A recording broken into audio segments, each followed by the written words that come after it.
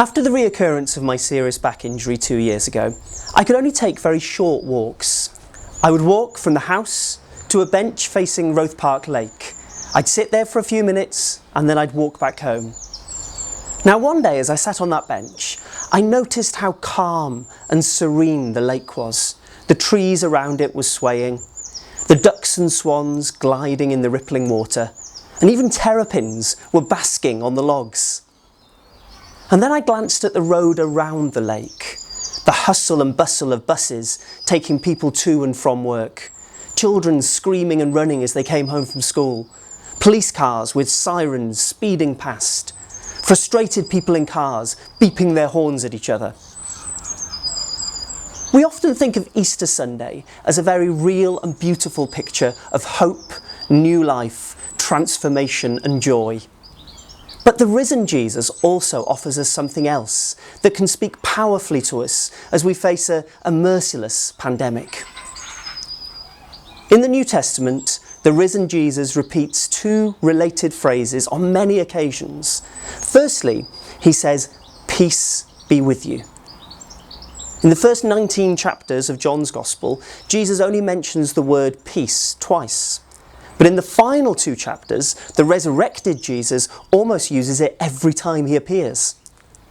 Now the other phrase is, "Do not be afraid," which is sometimes translated as "fear not."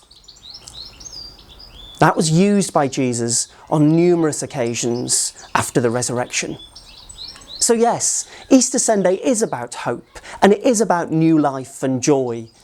But it's also about allaying our fears through a peace that's so hard to grasp in our troubled world. A peace that's beyond understanding, as St. Paul put it.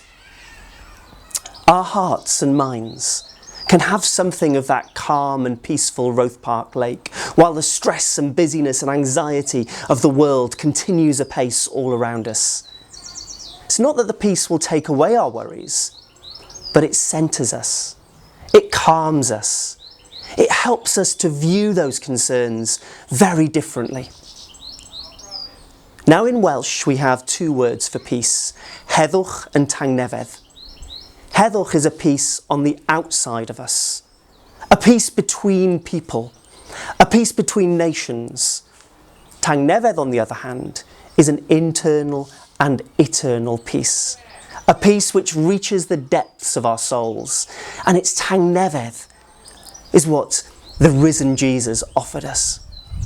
Even when there's no peace outside of us, he offers it to us now, inside of us. Of course, for most of us, that's not a quick, easy fix. We are at the moment facing so much uncertainty, so much sadness, so much anxiety. Peace of heart may seem a distant dream. It's hard to feel at ease when we're lying awake at night with worry. It's hard to feel tranquil when we're confined to our houses. It's hard to feel at peace when our stress levels rise every time we queue at a supermarket 6 feet away from the person in front. It's hard to feel calm when we don't know the next time we'll get to see close friends and family. But the risen Jesus speaks to us through our stress and struggles. He says, "Peace be with you. Do not be afraid."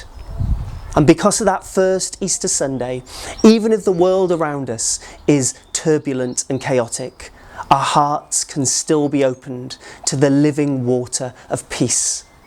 As theologian Andrew Todd put it when he was reflecting on our present predicament, this is the peace which touches and holds us even when we can't touch and hold each other. So yes, this Easter Sunday offers us God's hope and new life, so we can see beyond this horrible situation that we face. And yes, this Easter Sunday offers us God's joy, so we can see glimpses of light in the darkness that we face. And yes, this Easter Sunday offers us God's love as we witness the compassion of those who are selflessly giving so others may live.